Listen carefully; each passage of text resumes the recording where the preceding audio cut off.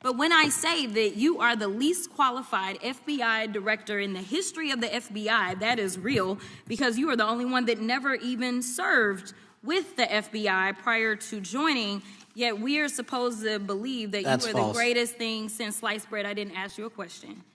Now, what I want to go through is to talk about why you are a failure and why, honestly, we just need to tell you bye-bye. Total annihilation. Jasmine Crockett just brutally unloaded on Kash Patel, leaving him looking like a deer caught in high-definition political headlights. If you thought congressional hearings were boring, grab your popcorn, because she did not come to play today. I am still trying to catch my breath.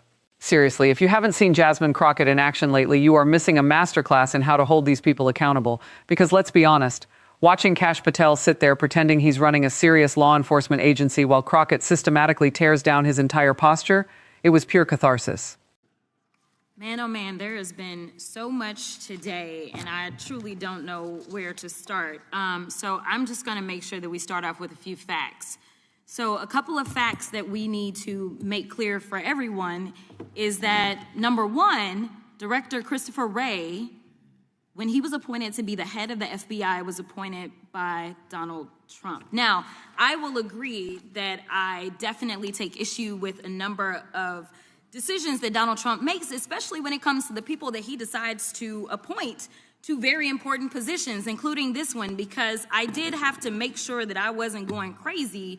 But when I say that you are the least qualified FBI director in the history of the FBI, that is real, because you are the only one that never even served with the FBI prior to joining, yet we are supposed to believe that you are the greatest thing since sliced bread. I didn't ask you a question.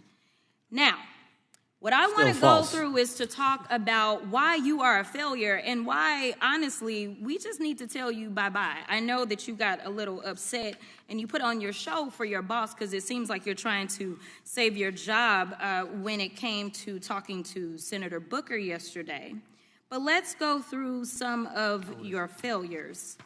So before you were even confirmed, and I think one of my colleague from Georgia, pointed out that you are already targeting career officials so that you could direct illegal firings. Mind you, these cases that you were so upset about, which are the ones tied to Trump, the cases came through his handpicked FBI director. And frankly, when people sit around and say things like, oh, you know, we're happy because now we feel safe. I don't know who feels safe in this country except for the white supremacists, because I specifically as a black woman definitely don't feel safe.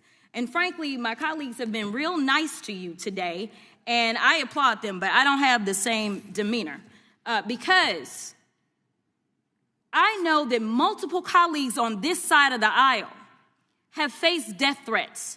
In fact, somebody tried to kill one of my colleagues. And frankly, I don't know if this FBI or under your leadership, if those people would have been caught. I don't have any confidence in you. And if we start talking about the reasons that I lack confidence, we could start with you not just wanting to acknowledge some simple facts. Simple facts like the vast majority of the threats are coming from right-wing extremism. And I know my colleagues have tried to stress this, but I decided that I would maybe do it in a different way. Number one, I have a couple of UCs. Kim Buck, one of multiple Republicans receiving death threats for voting against Jim Jordan as House Speaker. Without objection. Another one, Republican lawmaker says she received death threats after voting against Jim Jordan in Speaker's race. Without objection. In addition, there was another one from another colleague who now is leaving Congress because they said that they were calling his wife anonymously and threatening her life to the extent that she ended up sleeping with a firearm. Without objection. Okay, so here's the deal. How are we supposed to have confidence when you're sitting up here telling the Senate yesterday that it will take you 14 years before you can get the FBI fully staffed to do their jobs? You're also now redirecting resources so that they can go and play ICE agents on the streets. You're getting rid of your most qualified people. And even when it came down to somebody that you consider to be a friend, you were posted up having some fancy dinner to the extent that you posted not only once erroneously, you posted twice erroneously as it relates to catching somebody, and then you want to go and say, let me take a victory lap, because honestly, if it wasn't for parents deciding that they were going to turn in their child, it seems like y'all wouldn't have got there, even though he literally confessed online. So I'm confused about what it is that the FBI is doing, except for trying to put on a show for the apprentice, or whatever you want to call him. The day after all of this took place, there was domestic terrorism that was taking place at HBCUs. They were targeted. Yet I didn't hear anything from the FBI about what was going on. And again, black people kept saying, how did we end up in this? Because the numbers are so very clear that white supremacy is a problem. And honestly, I've not heard anything out of you today that makes me believe that you're going to do anything about the white supremacy problem, the one that is leading to children being killed, children being shot, as well as members of their community as they're worshiping in their churches. The time of the gentlelady has expired. If the gentleman would like to respond to any of that.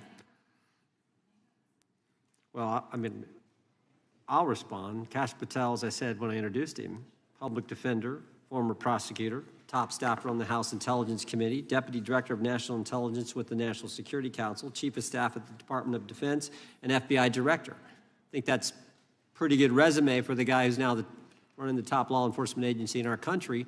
And we've seen all the stats that he's given to the committee on how much better they're doing at getting the bad guys than the previous guy was doing. With that, I recognize the gentleman from South Carolina. Thank you, Mr. Chairman. Director Patel, I think you're witnessing some auditions, clickbait auditions for the Academy Award for my Democratic colleagues. We'll see how they fare as they're on MSNBC later on today. But do you care, before I launch into my line of questioning, to respond to Ms. Crockett from Texas on that very elaborate and theatric display? Here's what I've learned in my government service. I don't give a damn what they say about me as long as I'm succeeding in the mission. We're succeeding in the mission because the men and women of the FBI have never been empowered to do more work and to hit the streets harder than by President Trump's authorities and resources he's given us. And so all I care about is that we are capturing more child predators than ever before, taking more drugs off the streets than ever before, that we are capturing murderers at a significantly historic rate, and we're delivering this country the lowest murder rate in recorded history.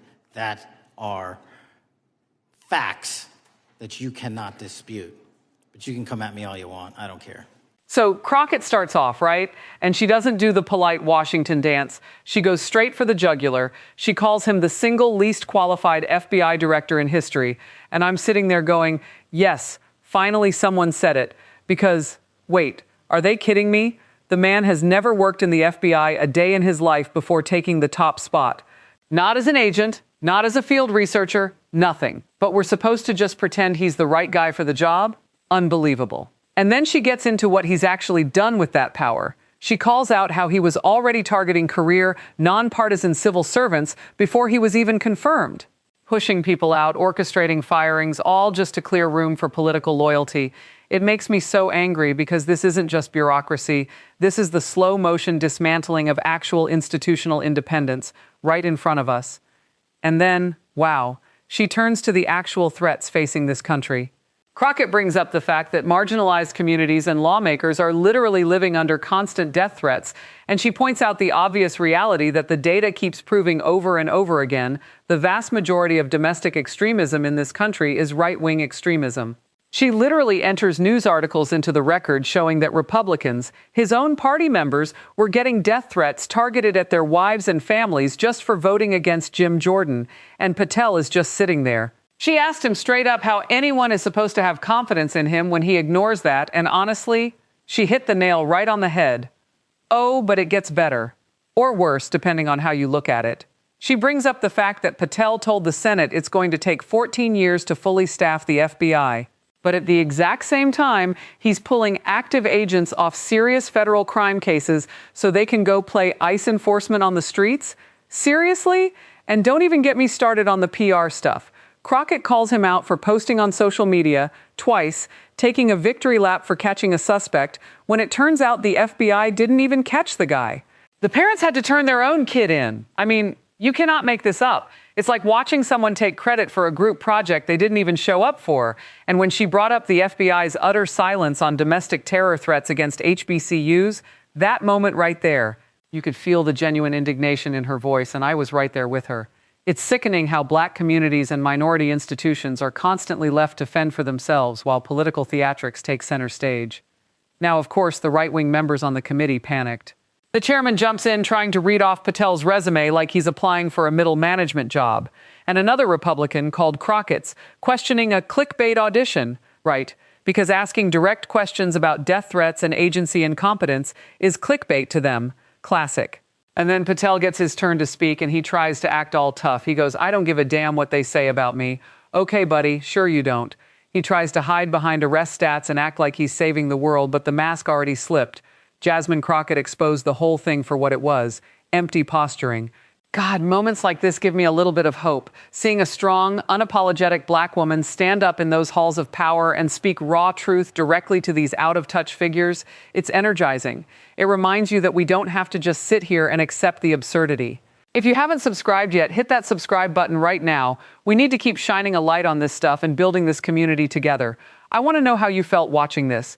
Did Crockett speak for you like she did for me? Drop your thoughts in the comments, let's talk about it, and I'll catch you in the next video.